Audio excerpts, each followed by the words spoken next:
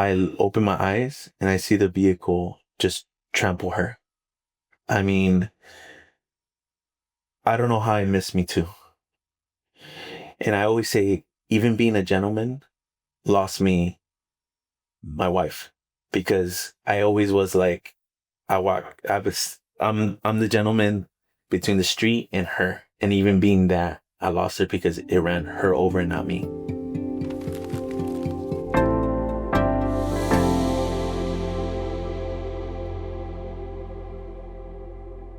Hi guys, welcome back to the Just for Today podcast, where we dive deep into uncomfortable topics with zero filters. My name is Adriana, and today I have James here with me. Hi, James. Hi. Thank you so much for meeting with me. Yes, thank you. Thank you for having me. Of course. James unfortunately lost his wife in 2020. Was it? Yes. Yeah. So it's been a few years, and he is here to tell us a little bit about his grieving journey. Can you start off by telling us a little bit about her and about your relationship, how you guys met? We went to the same school for ultrasound. So we were doing the ultrasound school, and I never really talked to her, but I seen her around class and all that. So when I graduated, she was still going through the program. I had the courage to kind of message her. She was going through like a breakup, and I was just reaching out to her as like a friend. Went through a bad breakup myself, so I kind of knew where she was like going through. Mm-hmm. So I just reached out to her, just like kind of friend thing, and just be like, hey, this is what I did to overcome my heartbreak, and being able to relate. Yeah, relate, right? And then I don't know if we just clicked and started hanging out, and then one thing led to another, started dating, and I guess 2 years into dating her, I felt like I wanted to marry her, so we made that happen. And what year did you guys get married? 2 years before. So when we found out that she was pregnant, she was like 2 years. We were 2 years into our marriage. So doing my math right, 2018. Yeah. That's the same year I got married. Yeah. Yeah. So 2018. Yeah, that's where we got married. So we wanted to enjoy our marriage. We did. We did a lot of fun stuff. And, I always tell newlyweds, to enjoy their marriage, because it's very important, because you assume like, oh, you got to have kids. Yeah. You get married, kids. Yeah. And it's like, people jump the gun and have kids, then they get so busy with kids. As you know, with kids, it's no joke. You don't have no free time. You start forgetting like your partner, and then it's becoming like it's not your partner no more. It's more of like your coworker raising kids. We've been blessed to enjoy our marriage. We enjoyed it. We did a lot of fun adventures. We did a lot of great stuff. We were like, you know what, maybe we should start with kids. And we tried for a while. I remember that we tried for a long time. And the biggest change, it was my mindset. It was just, I told her, I was just like, you know what, if you don't get blessed to have kids, at least I have you have me. What more can we ask for? Right? That's the most important thing, is us. Mm-hmm. And when we changed that mindset and she understood what I meant, boom. We got blessed right away. Yes, we got blessed. I remember it was just like she had morning sickness. Mm-hmm. And now, because there was times that she was like, I think I'm late. We get our hopes high, and then all of a sudden it's like, no, I got it. And I'm like, especially if you're trying to get pregnant and you're anticipating it every month, and you're like, I'm late even if it's one day. You're pregnant. Exactly. And then you get all excited, and then that emotional buildup, and then that downfall. So it was always like it was breaking. So I started noticing her being morning sickness, and I'm like, maybe she's just sick or something like that, whatever. So I just kept in doubt. I noticed she would go often, and I'm like, okay, you know what? I'm not gonna get my hopes high. If she is, she will tell me, right? I'm just gonna wait for her. And then I remember her dad's birthday was coming up, and one day, it was a Thursday. I don't know exactly the day. Like, I come home and she's like, I need to tell you something. And then she takes me to the room and she gives me the slip. And I'm like what is this? Like we're back in high school or something. and I read it, and it's like the pregnancy exam, like the blood. And it's like a big old check mark that she was 100% pregnant, right? My jaw dropped. I was excited. I was like, oh my gosh, it's really happening. And she's just, she was emotional. I was emotional too. And she was like, I was trying to wait to my dad's birthday to tell you in front of everybody. But I'm like, these morning sickness are horrible. Like, I can't hide it from you no more. And I'm like, oh my God, no wonder. Like, it made sense. Yeah, it made all sense. But I think it was the biggest blessing was I'm an older guy. I'm actually gonna turn 42 in a few days. Are you? Yes. Happy early birthday. Thank you. So I'm an older dude. So for me, it was just like being a father, right? It was just like, man, that was like my biggest blessing, like just to be able to be a father and provide for my family and having a child of my own. Right. So I was so excited for that. So when we kept trying and it wasn't happening, it was kind of just being like, dang, like, I guess I just have to accept it, right? Yeah. And then when she told me, it was just the biggest blessing because I was like, man, I can finally be a father. Yeah. I can finally, and she knew that too. She knew, she's like, I'm just blessed to give you the biggest gift that you always wanted is to be a father, right? So for me, it was just like, finally. Yeah. So it was a blessing. And then when we found out it was a girl, that was another amazing moment because her side of her family, she had an older sister and she had like 3 boys, no girls in the family in her side. My parents' side, so my parents, they didn't have no grandkids. Oh. I have a younger brother. Okay. He's a bachelor guy. Like, I don't want to have kids. Like, you deal with it. So then I'm like, okay, I guess it's up to me, So when my parents found out that we're having a kid, like a baby, like they were super excited. They're looking forward to it. Their side as well, being her first child. But when we found out it was a girl, it was like the biggest news because it was like finally a princess in the house, right? A princess, the one that's going to be ruling the house, right? So her family was ecstatic for being the first girl in the family. And then my parents just having a child in general. So both parties were super excited. And I was excited too because I already knew, I'm like, oh man, she's going to be the princess of the house. You wrapped around her finger. Oh, yeah. And I'm like, I already knew it too. I mean, to this day, like, I get in trouble for it, but, she's my princess, So, that's why they always say, like, daddy's girl, right? You don't understand that until you have your daughter. Yeah. Like, oh my God, my daughter, like, smothers me. She's so affectionate. She, no matter, like, how pissed off I am or how my day was bad, like her pure energy, just like, hi, it's just the way she hugs me. She reminds me like how much she loves me, and she always randomly kisses on the cheek. She's very affectionate, and I love that. Like, I love that. That's why I always never like take that away from her because she's like so affectionate. So that's so sweet. She was a blessing. Like, so when we found out she was a girl, it's like from there it's like, all right, so that's awesome.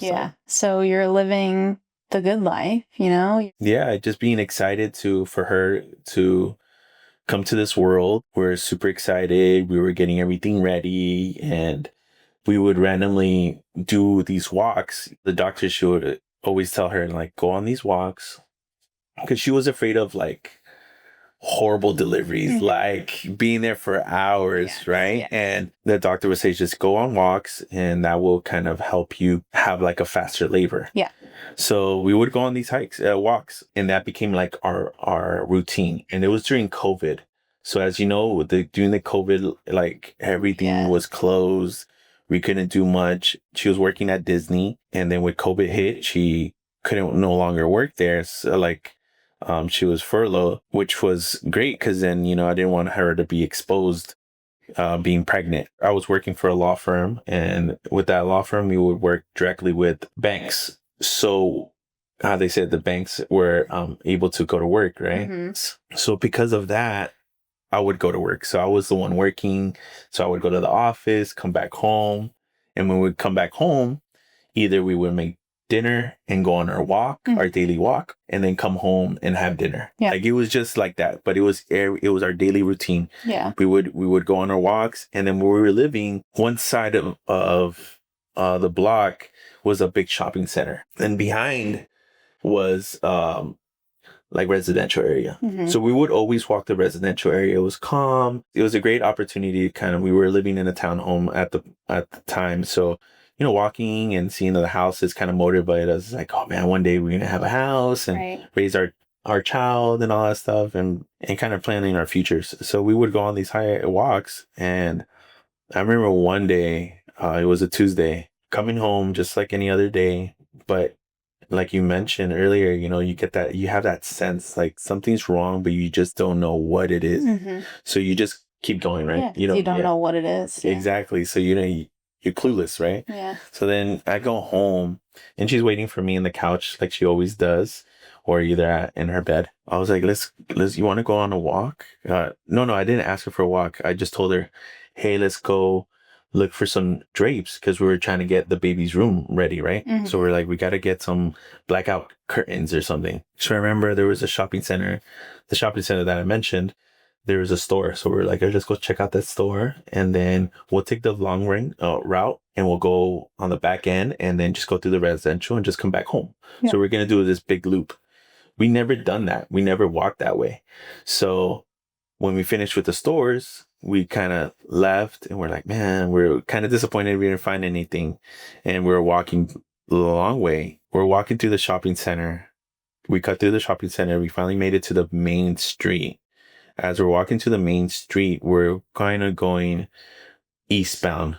So as we were walking eastbound, we hear like a screeching sound, like a car like losing control, and then we hear people like kind of yell, and we both turn, and we're facing westbound now, and we see this vehicle, this white vehicle, just kind of swerving like this, and then it hops onto the sidewalk we're on, and it's still going like this. So we're just like shocked, like, yeah, this car's so erratic, but going towards us, you can't anticipate what direction or where is it going to get past us, or where it's going to hit, because it literally, like, as when it coming at us, it went so fast. It's not like, you know, people think that it's like in the movies that, you know, like the main actor just dives out of the way out of safe harm. It's not like that in real life. Like, it's coming so fast at you in such movement that we had no idea where it was going to go. Yeah, where it's going to end up. I mean, it passed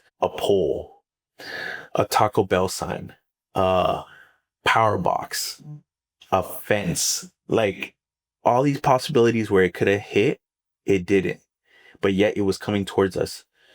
And I just remember just holding her hand and just bracing for the impact. I don't know what she was thinking. I know what I was thinking. I was just like, I can't believe this is how my life is going to end. Like this. Like your life flashing before you. Right. And then I can only imagine what she was thinking. And the reason I know what she was thinking is that she was thinking about our child. Was when I didn't feel her arm at that moment, I knew something was wrong. I open my eyes and I see the vehicle just trample her. I mean, I don't know how it missed me too. And I always say, even being a gentleman lost my wife, because I always was like, I'm the gentleman between the street and her. And even being that, I lost her because it ran her over and not me. And then I see her getting trampled, and the car kept going and just left her there, like in front of me. And the car kept going, and it just ended up, I mean, if you pull up the news, you'll see like how the car was left. I mean, if it wasn't for a fence across the street, the car could have kept going. But because of that fence, stopped that car from going any further. But yet it ran her over. And seeing her laying there, helpless, even with her eyes open, traumatizing. It was definitely traumatic to see that, in a sense of like seeing somebody getting run over like that, and seeing her in that condition, right? And it was just, for me, I felt like it was a nightmare, and I was just waiting to wake up. And I remember seeing her hands just scraped, and because she was holding her belly. And that's how I know that all she cared about is the baby. And that was just devastating to see. I tried to do CPR, but at that moment, my mind was everywhere, but in reality. Yeah. I was just, man, this is just a dream. I'm just going to wake up, and I would pace. I remember I didn't even notice people were around me. Mm. And I was just pacing back and forth, like trying to grasp reality, like this has really happened. Mm-hmm. And it was COVID. Paramedics came. And I remember telling the paramedics, like, she's 36 weeks pregnant. Please, like, save her. If you can't save her, at least save the baby. Please, like, do what you need to do. And because of COVID, I wasn't able to go with her. Are you serious? So I was left there in her remains, not knowing what happened, if she's okay. My mind is going elsewhere. I don't even remember calling her parents to telling them what happened. They were blowing up my phone because I guess I wasn't making any sense. They were just saying like they took her, but they didn't know what that meant. What happened? And I was just like, they just took her, and I was just trying to find my words, but nothing was coming out. Did they Other people where they were taking? No, like they just told me like the hospital.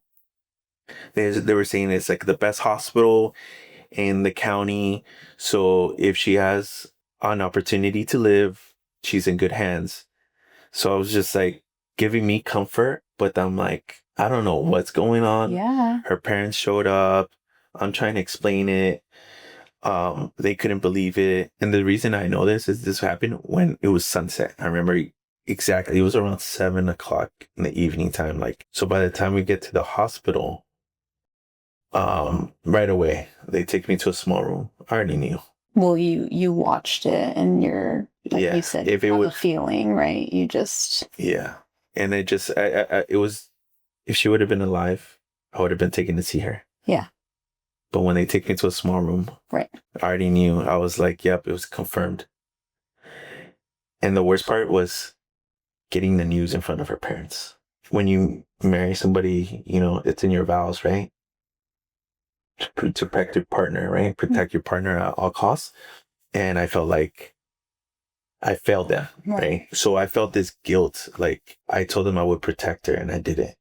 And seeing them like devastated, it killed me, right? It killed me. It was just like, man, it was just, I guess with grief, with what you go through, you start picking up things that later on, you need to understand that it wasn't your burden, but you carry that. Mm-hmm. It's just, I guess it's your mechanism, your body, how your body adjusts with grief, you know, just kind of taking all the responsibility, mm-hmm. like, it's like, oh, it's my fault. Or, yeah. And the biggest thing that kills you when you lose someone is just that mm-hmm. What if I came 10 minutes later from my job, or maybe I should have stayed overtime, or maybe we should have decided not to go walking, or maybe we should have not gone to the store. Oh man, we should have not went that way. We should have just stuck to our same routine going through the residential area. So I started playing these what ifs, and that's when you lose someone, that is your biggest enemy. Yeah. Right? Mm-hmm. That what if, mm-hmm. and that kills you until you realize that you had no control. That's when you set yourself free from that guilt. But I lived it for a very long time. So seeing them feel that, I picked up that guilt, right? What if I could have done something to prevent this situation, you know? And seeing her family just come in when we got married. I was born and raised in LA. Mm-hmm. I grew up in LA, the San Fernando Valley. That's where I grew up. This is my hometown. I moved to Anaheim when we got married. Mm-hmm. So for her to be closer to her family. She grew up in Anaheim for her whole life. So we moved out there. I was alone. You know, I was alone out there. I mean, I know it's a small drive, but in LA traffic, it's about 2 hours, right? Small drive, yeah. Yeah, so I was alone. So when her family was coming in, you know, everybody was supporting each other, but I was left alone. Yeah. You know, maybe, maybe they didn't do it in bad intentions, but they were united as a family. And I was like the outcast. I remember nobody just really coming up to me if I was okay. Yeah. If I was how I was doing, even though like I experienced every vivid like You image. lived it. Yes. Yeah. And nobody to check on me. And where did you call your parents or I your did. family? I finally had the courage to call my parents. So it wasn't right away. It wasn't right away. Okay. And I called my parents. I remember calling them that weekend. I remember I had plans to go see them. And I called my parents. Yeah, I called my parents. And I'm like, Yesenia's gone. And they're like, what do you mean? She's gone. We were walking in car. They thought we were driving. We were in a car crash. They thought it was a car crash. So they just booked it over here. So they finally get here. And it's already late. Yeah. And I remember just like seeing them and finally just break down. Like finally being able to release like all my feelings. Yeah. To have someone to open up to. And someone there for you. Exactly. I remember they were just like, what happened? And I'm just trying to explain it to them. And I remember just being there. And then finally, when they told me the news about her passing, they also told me that my daughter survived. And I was just like, wait, what? What do you mean my daughter survived? Like, you just told me she passed away. How did she survive? And then they told me that my daughter went 20 minutes with little to no oxygen because of her passing. So I guess either she passed away at the scene or on the way to the hospital. When they arrived to the hospital, they tried to resuscitate Yesenia. They couldn't, and they did an emergency C-section. My daughter wasn't responsive either. They did CPR on her and brought her back to life. So when they told me, I was shocked. I was like, how is that possible? Yeah. Right? So when my parents arrived and they were telling me, like, I was explaining them to what happened, they asked me, what about the baby? And that's when I was like, she survived. And they're like, what? How did your baby survive? I'm like, I have no idea. She survived. She's in the ICU. Mm-hmm. She's in actually the NICU. The NICU, right? She's in the NICU, fighting for her life right now. Did you get to see her at this point, or? Yeah, so they were saying we have to wait until she stabilizes. Right. So she's fighting for her life right now. Okay. So I'm like praying. Yeah. I'm just like praying. So you still haven't seen your daughter? No. So I don't even know if she's okay, and I'm just praying. I'm like, God, please, like, already got bad news. Don't give me another bad news, please. I don't know if I can take it. Yeah. So when it was already like midnight, that's when they're like, you can see your daughter. And I'm like, oh my gosh. And I'm like, Mom, you want to go with me, just be there for me. And she's like, okay, yeah. And it was COVID. Yeah. And I was like, please, I want to take somebody to be there for me. Yeah. So they're like, okay, we'll make it work for you. So they like literally cleared the room and allowed me to go see her. And seeing my daughter that way broke me.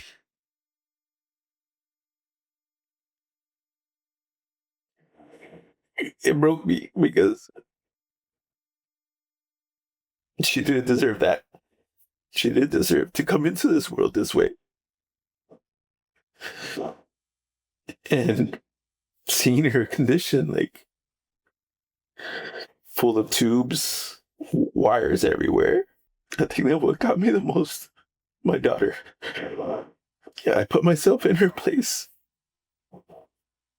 And I think that's what, like, really killed me inside, was putting myself in her place. Because, like, coming into this world this way, not having her mommy, it was devastating to see that. Drunk driver, under the influence, under drugs, decides to get in the car and decides to drive, knowing the fact that she's impaired, and forces her to come into this world in a forceful way when she still had time to grow, to develop, but she was rushed into this world because of this woman's careless actions. This drunk driver.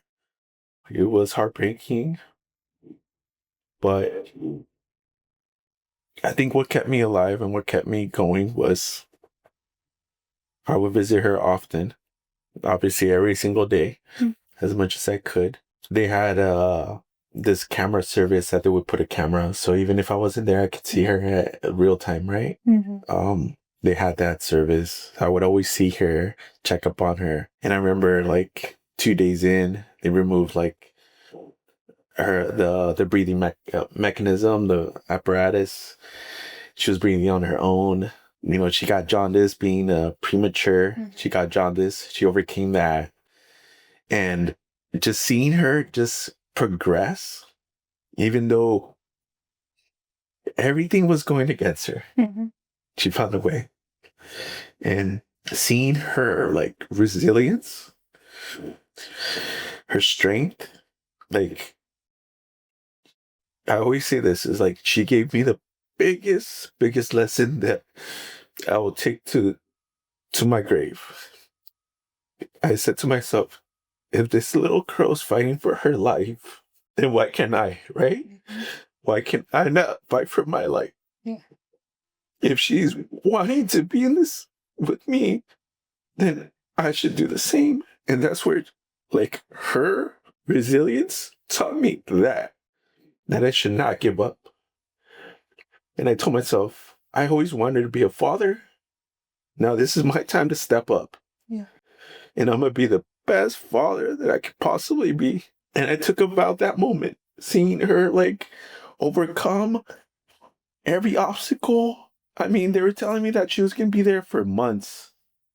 And now they were telling me that, like, be prepared because you might take her next week. I mean, she was there 3 weeks tops.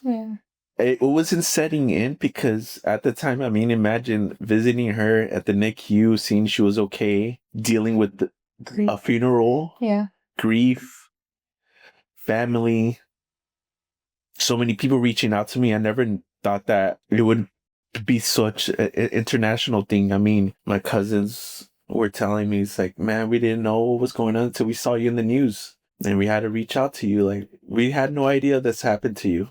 Overwhelming support. You know, I always say thank you so much for people that supported me since day one. I'm truly grateful for them. You know, just everybody, the community, you know, like telling me they're like, we're praying for you. We're praying for your daughter. You know, I remember one time I got a call, a Muslim man from Iran. And he's all like, hey, I know we believe, you know, in a different God, but I'm praying for you, brother. And it was such an uplifting thing. I was like, the stranger that I don't even know, he's praying for me. Right? Praying for my daughter, for her safety, for her well-being, her health. It was beautiful. Like, that's why I'm a big believer in prayer, because like, I have a feeling like save my daughter. Like, it gave her the strength. My daughter just kept battling. And they're like, you're going to take her next week. So I hope you get plenty of rest. Because once you take her home, you'll forget what sleep is about. And didn't believe it. So I was like, what are you talking about? She's already in a sleeping routine, food routine. No, that goes out the window as soon as she comes home, right? Comes home and, oh man, it was just a different ball game. It was crazy. You said she was in there for 3 weeks, right? In the hospital? Yeah. Before she came home? Yeah. When they said months, and it was, that's amazing. Yeah, she's a miracle. I always say it, she's a miracle child. You know, she's absolutely a miracle. Yeah, I have a baby. You know, I have a miracle baby. I always say that. You know, she's a blessing. Yeah, absolutely, she is. And you know, for most people, welcoming a newborn is filled with so much joy and so much happiness. And for you, it was filled with the opposite, right? So much grief and loss. And not saying that there wasn't joy. Of course there's joy. You're so happy that your daughter is here and she made it. But what are those first days like when you bring her home and when you hold her and you realize I'm doing this by myself? It was definitely hard. I mean, how do you even get through that? I feel like I'm thinking back of me postpartum, and I don't know how I got through it. And, it's hard. Like, newborns are hard. I believe in that. I believe in postpartum because even though I didn't physically give birth, I went through that. Yeah. And I understand what postpartum is. Yeah. I understand because you don't have any free time. You're always attentive, right? You're always caring, being there for your child. Mm-hmm. It's not even just like a full-time job that, hey, you clock in, you clock out. All right, cool. See you tomorrow. No, it's like a 24-hour thing. Yes. So I believe in postpartum. I felt it. I was like, I was depressed. I was going through my grief, just comprehending my trauma. Yeah. And trying to gather my thoughts and try to keep myself together, yet going through that depression that you feel of just like, man, I don't have any time to myself. Mm-hmm. Like, I went through days without sleep, without showering. I even went days without even eating. Mm-hmm. I was locked up in my room just taking care of her. What a lot of people don't know is that me being out there, living in Anaheim, like being farther away from my family, I thought I would have the support from her side of the family, but I didn't really get that much support that I expected. I was tackling this child by myself. I mean, I never thought once to be like, hey, you know what? Let me help you with this, or hey, go shower. I'll take care of the baby. It was always myself, like being there in the front lines. It would get tough. Sometimes I would call my mom, like, Mom, like I haven't slept for a week. Like, yeah, like I kid you not, like I would probably get like an hour or even a few minutes of sleep when I could. I looked like a zombie, and I would call my mom, like, I can't sleep. And then she would come over, spend the whole night, like staying up, like with her and stuff. And then my daughter would cry, and I'd be like, yeah, you wake up. Yeah, I wake up and I'm like, is everything right? She's like, no, you're okay. She's just hungry. But it's just like that parenting instinct, right? That motherly instinct. So, I mean, I knew like those postpartum and, being there. Yeah, it's rough. Yeah. Do you think having your daughter kind of distracted you from your grief? Absolutely, because I put her needs before mine. Right. Right. I was given the opportunity to have therapy. So many sources, so many people they're like, hey, I'm a therapist. If you need it, like book with me, like just giving me so much opportunities to kind of help me deal with my grief and my trauma and all that stuff. But I was always putting her needs before me. Now that I see it, I'm just like, man, I should have took advantage of it. Because, now, and I'm now in a beautiful relationship, and I feel like I still carry that trauma, that grief, even onto my new relationship. Like sometimes I don't know how to handle my emotions. My partner will definitely understand, like my anger comes out.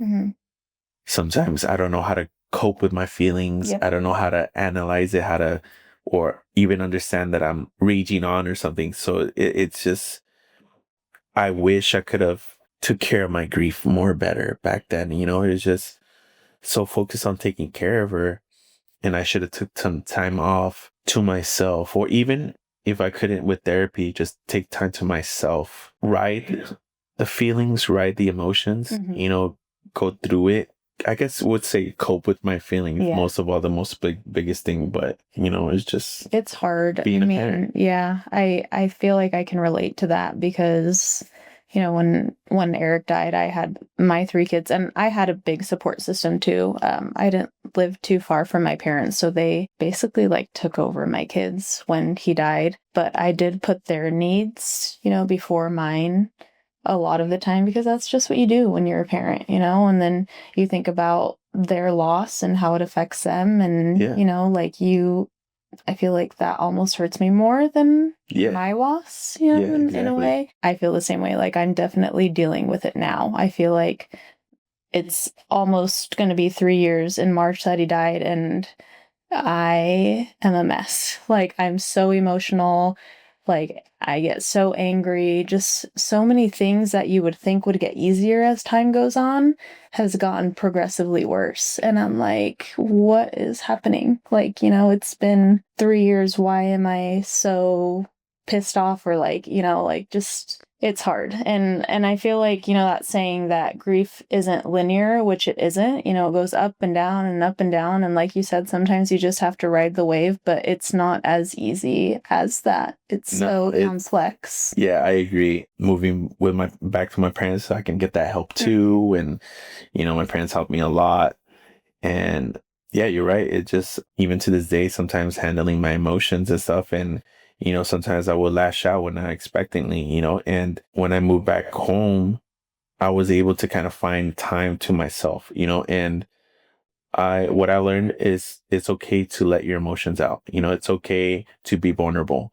And I think, in society, they see men like, you can't do that. Like, you're weak if you do that. Yeah. And I feel like I disagree that it doesn't matter what gender we are. We're all human at the end of the day, and we have the right to grieve or let our emotions or feel a certain way without being judged, but society, unfortunately, we see men like, oh, he's being vulnerable or he's depressed, oh, then he's a weak man, and it shouldn't be like that because, it's a serious thing. So I found ways to kind of let my emotions out. I remember sometimes I would get in the car and just put music and I would listen to her playlist and just bawl my eyes out till I couldn't cry no more. And then when I would let all those emotions out, I'll go back home.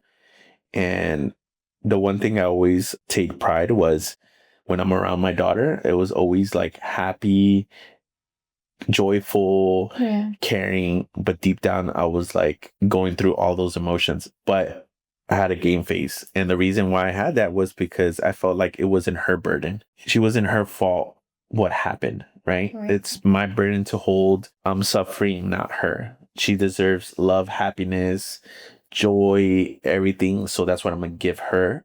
But when I have a fine time to myself, that's when I was able to kind of let go of that. So that definitely helped me in a way to kind of handle my grief, especially being so busy with her. Yeah. Just finding my little moments. Yeah. And so your daughter's 6, 5.5, 6 now? Yeah, she's almost 6 in August. Yeah. Has she asked any questions? When did she start asking about mom? How did that come up? You know what? That was the biggest obstacle. That was my biggest thing. But I was like, you know what? I had to be transparent since the beginning. And I think it was just when I was, ever since little, I would always talk to her. Even if she didn't understand, I would talk to her about her, or I would show her pictures, stuff like that. So I would do things. There is a video that I have. It was her baptism. And we put a picture of her. And the camera guy is just recording her, just getting some footage in the crib and with the picture. And she's having a good old conversation with her. Like she was like she was there. Yeah. And we're all like in shock. And yeah, it was just her talking to her and stuff. And it was really, really nice that my daughter can experience stuff like that. But I'm glad that I did let her know since early. So she understands that she's in heaven. She always says, oh, my mommy in heaven, right? She's in heaven. I'm like, yes, she is. She's always looking down on you. So you always have to make sure that you're a good girl. She's watching you, and I always remind her and I always said, I'm like, she has 2 protectors. One in heaven and one in meat and bones, because I'm going to be her protector. And, she has an angel above her. So I always say, I'm like, she's well taken care of. So has she ever expressed any sadness over it? No, I don't know. Like I mentioned, I always try to stay positive. I never talk to her about it like in a hurtful, like not hurtful way, but like in a sad way, right? And it'll be like, oh my God, this happened to her. No, it's more like she's in heaven. She's in a better place, right? She's in a happier place. She's looking down on you, so it's always a positive thing for her. So she looks, she sees it in a way of like, oh, I have an angel. Yeah. I have a protector. Yeah. So that's how she sees it. I know eventually when she gets old enough, she is going to be more curious. And that's why I make beautiful memories. If you follow my Instagram, you'll see my page is full of that, like, because I capture those moments so that when she's old enough and understands, she can look back at these memories that I build, pictures, videos, or just anything that I try to capture, save for her. She has a couple clothing of hers, her makeup, stuff like that, like mementos, that one day that when she's old enough and she's curious and gonna ask me, I'll be ready. Yeah. I'll be ready. I know it's gonna be tough. I know that. If you ask me right now what I would tell her, I have no clue. Yeah. I have no clue. I mean, it's something that, I don't be like, hey, I'm gonna prepare a speech. I think it's just you think it up as it comes, right? Right? When that moment comes, right? It's not like I force it. I'm not gonna force it. I'm like, oh, well, when she turns, 8 years old, I'm gonna tell her no. Whenever she's ready, I just have to be prepared. And the only way I can be prepared is having these memories and pictures of her. And hopefully one day, she can carry her legacy, right? I guess the biggest thing I always learned that a person really doesn't die as long as you carry their legacy. Yeah.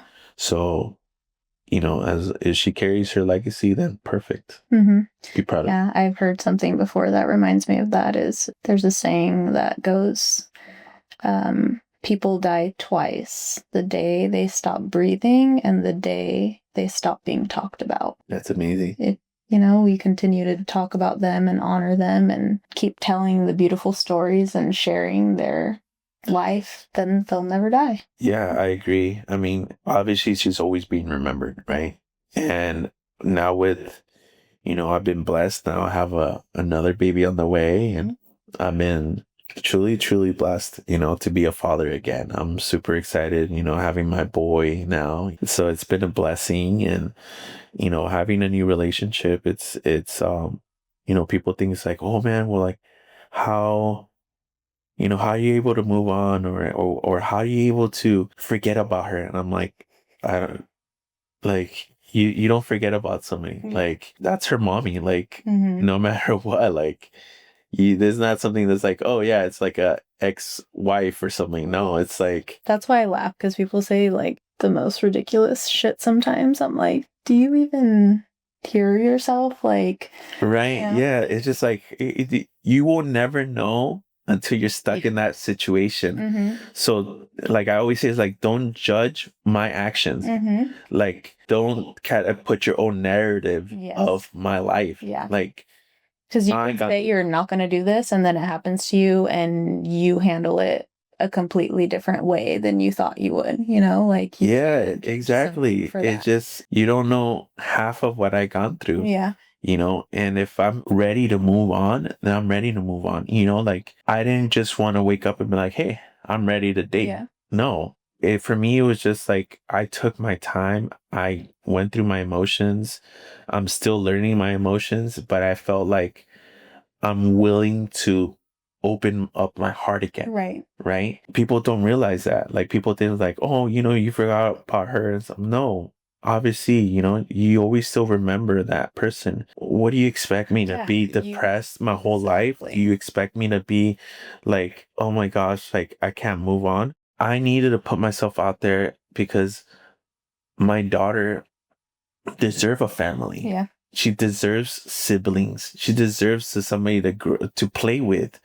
Somebody that can call my brother, my mom, my dad, like she deserves a family. So it made me realize, like, seeing her, because it's a funny story. Like, my neighbor had a baby. She was so excited to hold her, the baby, and she's like, oh my God, like the biggest. And that moment, I was like, what am I doing? Yeah, you knew you wanted to give her more. Yeah, and it was just like, I was like being selfish in a way. because I was just like, I was content with my life of having my daughter and being single my whole life. I was content with that. Yeah. And not realizing my daughter wanted a family. Yeah. What she was missing out. What she was missing out on. Yeah. And because of me being stuck to my way, yeah, I was taking that away from her. Yeah. And I was like, you know what? No, like I need to start putting myself out there. Like if I'm ready, then, you know, I think I grieved enough. Yeah. You know, like there's no rules of like how long you have to grieve. If you feel like if it's your time, then it's your time. I think that's a hard thing for a lot of people to understand that have not lived this situation, because, you know, like the quicker you date, according to those people, like the less you loved your spouse, right? Like you didn't wait that long. Like, oh my gosh, you must have not loved them, or you must, you know, like. Yeah, it's horrible. It's horrible to people to judge you like that. Yeah. And you have no idea what you went through. I'm thankful because there's a lot of people that supported me. They're like, man, you know, he grieved enough. Like he deserves to move forward and build a family, especially for his daughter. And, you know, I have that support. But, you know, there's always those other people that I guess they want you to be depressed your whole life, you know, and sad. And did you have any of those people like in your family, in your inner circle, that didn't really, of course, support you? Her side of the family too. I think I remember there was one time I dated someone and it just didn't work out, but it just made me realize I wasn't ready at that time, right? I wasn't ready. And they weren't kind of happy with that. But I realized like I wasn't ready. Yeah. But then I started healing more. And then I finally met, you know, my partner now, and I'm truly blessed. And how did you guys meet? She's actually local too. So she's local. I knew her and stuff, but it's more of like, you knew her for a mutual friend and, you know, but never really got the opportunity to talk to that person. So it was just more like just friends and stuff. You know, after everything, then when I moved back, you know, you reached out and then we started talking, but we never really, you know, hung out, you know, and just, I think it was kind of like why I didn't do it sooner was because I wasn't ready, you know, I wasn't ready. And we would always talk and, you know, and we knew each other and stuff like that. But then I guess when I realized like I was ready to put myself out there and she reached out too, it just happened randomly, just messaged me and I'm like, oh my gosh, she's still interested. I'm like, okay, let's definitely hang out. And then we just clicked, you know, when like when you click. And I always say, I'm like, man, I should have done this sooner. But I always tell myself, you know, things happen for a reason, you know, like, and I always tell her, because she tells me too, she's like, well, you should have met me sooner. You could have been much better. And I'm like, I know. When I always say, I'm like, when you move into a relationship, you give them the best version of yourself. Right.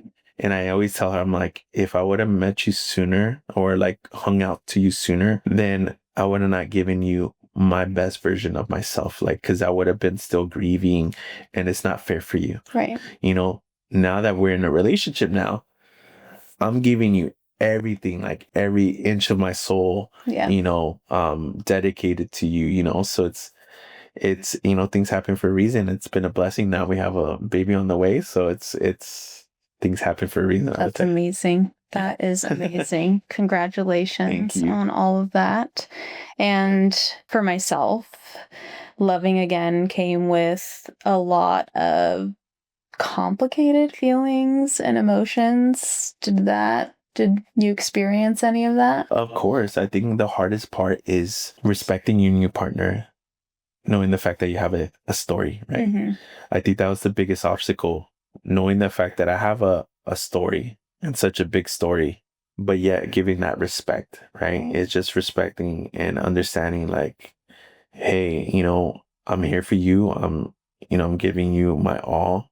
You know I do have my story and stuff. And I think the biggest thing is that her mom, you know, it's her mommy and stuff. But, you know, it's a point is like, you can't always hold on to that feeling, like holding on. It's kind of like how you're able to move forward in life. If you're holding that ball and chain to you, you have to eventually let it go. You know, it doesn't mean that you forget about that person or you've like, they don't completely don't exist no more. No, it's not that. It's just you being able to let yourself free to be able to move forward again. It's crazy. I know that that's what you wanted. Yeah. I know that's what you wanted. The reason why I know that you wanted is because of how things played out. I grieved enough. She reached out to me and it just clicked, right? We connected in such a deeper level.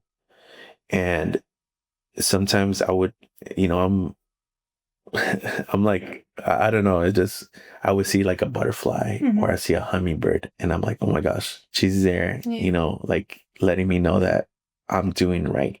Yeah. You know, and I always told myself, like, am I doing right? Like, am I making you happy? Am I, like, I even told myself sometimes, I'm like, I wish that you were in my position because you probably would have done it much, much better than I would.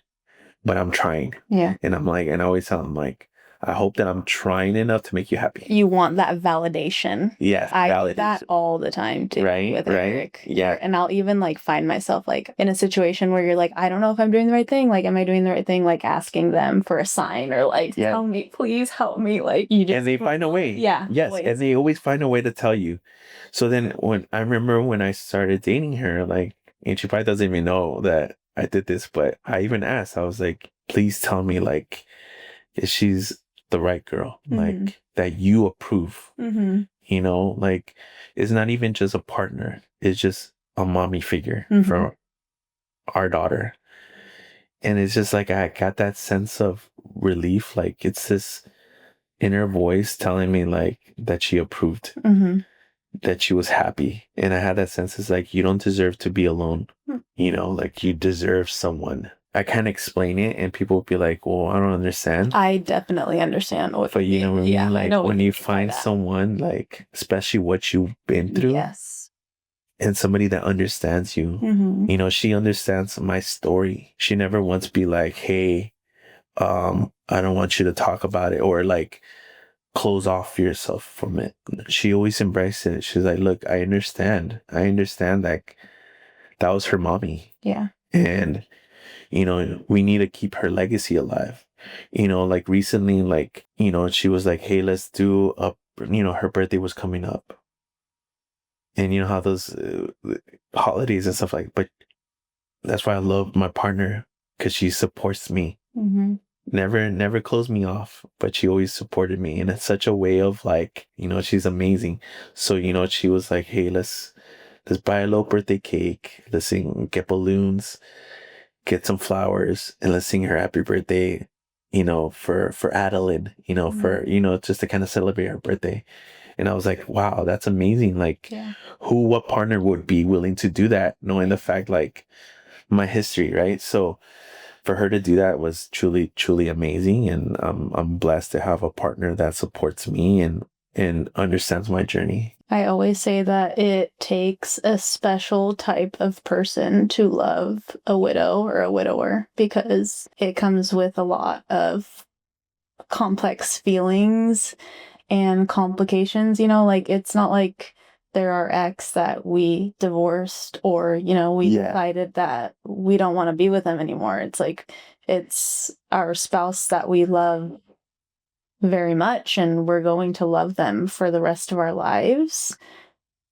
And we share a child, like children with these people. And it's just so, the emotions are so complex and it truly takes someone special to understand it and support it and embrace it. Oh, I'm a big believer on that. Like it's a different person to take somebody that's broken, you know, and in a way of like picking up those pieces and then putting those pieces together and then giving you that hope that you could still love again. Yeah. You know, it's been a blessing. And I always say it like she's been a blessing. You know, people might not understand, but to me, I don't care. Like, she makes me happy. She makes me a better person. She doesn't hold me off from, you know, sharing my story. is truly an inspirational person to my daughter.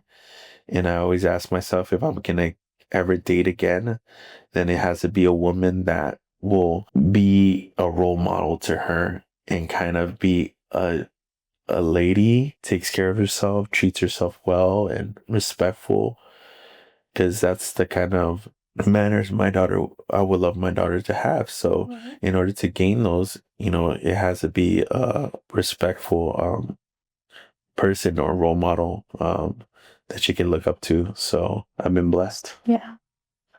Yeah, it is amazing to find someone like that. So I'm glad you got that. Like you said, you two are expecting a boy. Yes. Has any triggers come up with that, with the pregnancy? Have you had any feelings of like PTSD or, anything like that? Oh my gosh, it's funny you say that, because it's crazy, because I would never expect that it would happen.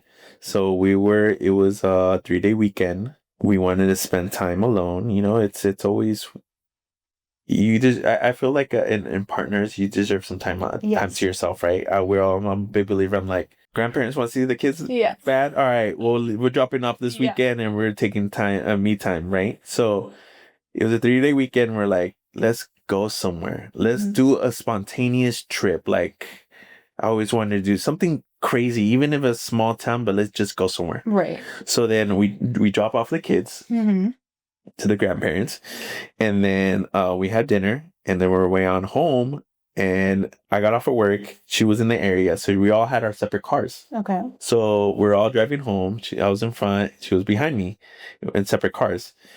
And we're driving home, and we're both on speakerphone talking about where we're gonna go. So, and I was like, okay, we should check this place. As soon as we get home, we will check this place. Like, I think they have specials or whatever. So we're like talking about where we're gonna travel to, and then all of a sudden I hear and boom, and then she's like, oh my God, I got hit. And then second, I'm like, what? She hits you. Yeah. So this vehicle rear ends her. Oh my gosh.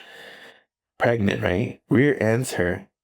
And I would think he would stop. Nope, he's still pressing the gas, pushing her car into mine. So being sandwiched, right? I'm like, oh my gosh. So we all pull over to the side, and the belt, like the seat belt, and she's like, oh my God, I felt pain in my pelvis, and I'm like, oh my gosh, I'm like PTSD right there, I'm sure. right? And I'm like, so not this again. Yeah. Ambulance coming, and I'm like, oh my gosh, like not this again. Baby, I'm like, oh my God, losing the baby, and just like all these feelings, right? Did it just take you back? Yeah, in a sense, I was just like, man, I think it's that moment of just reliving that trauma. Yes. And just being like, oh my gosh, like reliving it. And it's like, when I went through that, I always said, I'm like, I always wish anybody not to go through what I went through. Right. So I'm like, oh my gosh, I dread that feeling. I don't want to go through it. So then they take her to the hospital, and I couldn't go with her because we had the cars there. And I'm like, it's not even just getting one car towed. I mean, they're towing both of our cars. So I'm like, I'll just stay behind. I'll deal with the cars. Oh my gosh. And I'll rush to the hospital. Yeah. And then thankfully her mom showed up, and we took care of the cars. We booked to the hospital, and she was getting checked and all that stuff. I was getting checked too. But, when I found out that the baby was okay, I was just like, great relief, and she was in pain too. She was, but knowing the fact that the baby was okay, I was like, gosh. I can't but yes, even imagine like the thought right when you get hit, you're like, again? Yeah, that's on. And why I laugh about it is just, what were the chances? The chances of that happening again? Oh. And I laugh at it now, but at the moment, it's just like, freak out. Yeah, you freak out. It's the worst. It's just like that. What if again? Mm-hmm. Oh my gosh! Like, what if something's really bad going on, and I'm over here, like, not knowing what's going on. Yeah. And then you're left again, can't go in the ambulance. Yeah. I would have been going crazy. Oh, trust me, I was. Yeah, I was. I was just like, I'm not going to leave these cars here. I don't care. Gosh. But I'm glad she was okay. The baby's okay. Yes, good. I'm glad to hear that. How has grief changed the way that you see the world? I see it in a positive way. I always say I was given a second chance in life, because at that moment I could have died too. The vehicle could have struck both of us, but I'm still here standing. I have a beautiful daughter, now a beautiful partner, and a child on the way, and blessings on blessings. So for me, I see it in a positive way. For me, it was just like, I always pray that I could be a beacon of hope, a light in these dark times, that I can hopefully, by sharing my story, help others. I feel like I have a purpose, I have a purpose, and I want to help as much as I can. That's why I do so much. I try to be involved with organizations or doing fundraisers or speaking. I spoke in different events before, share my stories, even this opportunity being here, sharing my story with your audience. For me, it's opportunity for me to maybe hopefully touch someone and hopefully, relate to that person. And they might see this and they're probably going through tough times, but I could tell you this, that if I was able to overcome what I went through, then you're able to overcome what you're going through. And I didn't give up. And no matter what you're going through, we all have our struggles in life. You'll get through it. You'll get through it, because I'm an example of it. And that's how grief made me see that in a good way, Yeah. Yeah, I think it's really hard, like when you're in the midst of trauma, grief, depression, you don't really see a way out of it. And sometimes you just think that this is it, this is my life, and it's really hard to kind of see the light at the end of the tunnel. I feel like I struggled with that a lot lately. And that's actually why I named my podcast Just for Today, because it was a motto. It was something that I had to tell myself every day after Eric died. Like, I just need to live for today, just for today. Tomorrow I'll deal with tomorrow. And I think that's really important for a lot of people to hear when they're in that, battling those demons in their mind and they think, I can't do it today. Just go one more day. I believe it, a moment at a time, right? And it's like, and if you're like still stuck in it, in a minute at a time. Yes. And if not, a second at a time. Yes. So it's just, it's okay to go through those feelings. Yeah. But just take it a moment at a time. Yeah. It is bad for you to hold it. It's good to let it go. And I know sometimes we dread going through those feelings of those waves of emotions, but we're human, right? We're all human. We have feelings, but we just have to take it a moment at a time. Just like walking, just one step, even if you have to drag your foot, but just slowly, and time heals. I'm a big believer, like I never thought, it's like, how are you going to overcome this? How am I going to overcome this? But, I did. I took that advice moment at a time, step by step, baby steps to eventually I was able to heal and be able to run again. So it's okay. It's okay. I tell people that are grieving, just be okay to let it out. Just live moment by moment. And I promise you, by doing that, it's eventually going to get a little better. The next following day is going to get a little better. And you just have to stay optimistic, and just people, want to give up, and it's easier just to quit than to keep going. But I'm telling you that there's something always better on the other side. You just have to be optimistic. Yeah, absolutely. I agree. And I think you are proof of that. And I really admire how you turned all your pain into purpose and how you share your story. And I think it's a blessing. It really is. Yeah. Well, go ahead. No, I was just going to say quick. It's just, no matter how bad something happens to you, you have to see the good in that. No matter how horrible that happened, you have to see the positive in that. Yeah. And it was hard for me at the moment to analyze that. But looking back, what I went through was the worst thing ever, right? But out of it, I got a beautiful daughter. I got such a beautiful community that supports me, that's there for me, that's like just ride or die. Yeah. Family that I got closer with. Now a beautiful family, a future, something that I look forward to, a purpose. Sometimes when we want to give up, I feel like it's because we don't have a purpose. Mm-hmm. But I say, find your purpose, no matter what it is. Find a new hobby, find a new partner, find something, find a purpose in life. And once you find that purpose, it's going to give you that energy to want to fight. Yeah. So yeah, that's what I'm doing, just fighting every single. And I'd say our kids were a big part of that purpose. I can hear it in your story, and I feel like I can relate so much to that too, because in the early days, if it weren't for my kids, I say this all the time, I don't know if I would have made it. I'm the same way. Oh my gosh, I say the same way. They can be little brats sometimes, but for sure. but they give us a purpose to fight every single day, to wake up and be like, man, I'm doing it for them, and it's a blessing. Yeah, that's the least that they deserve, right? Yes, absolutely. Yeah. Last question I have here for you. What is one thing you would like the world to know about Yesenia? She gave up her life. She gave up her life. She protected her wound by that little gesture of selflessness at that moment of being trampled, but yet he protected her tummy, showed that she cared so much for our child.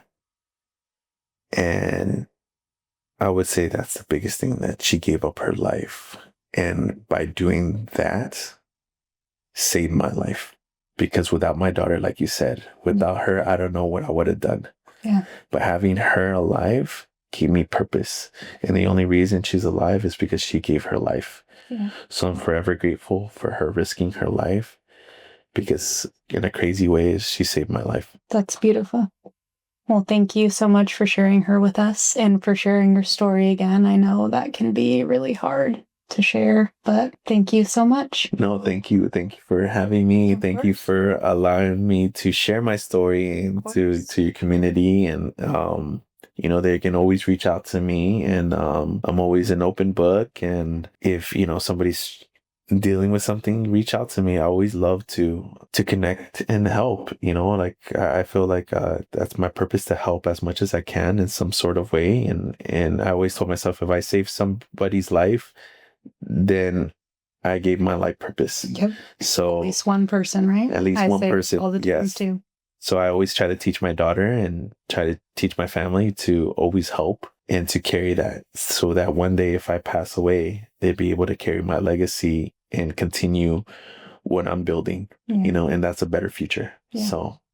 Absolutely. And there's definitely power in community. I agree. So they can always reach out to me, and I would always love to help in whatever I could, some advice or whatever, but yeah. Well, we will drop all his socials below, and thank you guys so much for tuning in. If you want to continue to be a part of these conversations, make sure to like, subscribe, share, and do all the things. And don't forget, just for today, keep going.